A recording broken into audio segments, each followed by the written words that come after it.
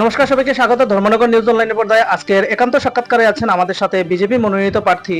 আমরা ওনার সাথে সরাসরি কথা বলে নেব। আপনার নামটা? নমস্কার, আমার নাম প্রলয় দাস। আপনি কোন আসন থেকে মনোনীত হয়েছেন?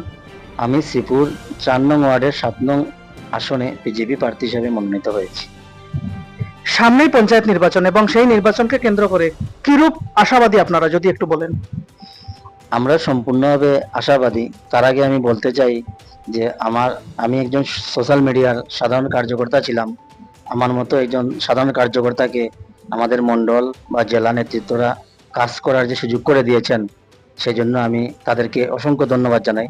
আমি সম্পূর্ণভাবে আশাবাদী আমাদের পঞ্চায়েত বিজেপি পঞ্চায়েত হবে, সে ব্যাপারে কোনো সন্দেহ নেই। সাধারণ জনগণের প্রতি আপনি কি বার্তা দিতে চান? সাধারণ জনগণের কাছে আমি এটাই বার্তা দিতে চাই যে আমরা 5 বছর পঞ্চায়েত আমাদের বিজেপি ছিল।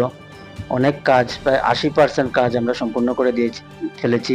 গড় প্রায় আমাদের পঞ্চায়েতের 700-র উপরে গড় হয়েছে। কিষাণ সম্মান নিধি, রাস্তাঘাট, তারপরও কয়েকজন কিছুটা বাকি রয়েছে, তাও আমরা সম্পূর্ণ করব, যাতে আমাদের উপরে তারা তাদের আশীর্বাদটুকু রাখেন এবং তাদের আশীর্বাদ দিয়ে আমাদের আগামী দিনের পথ চলা আরো সুন্দর হবে, এটাই আমি মনে করি।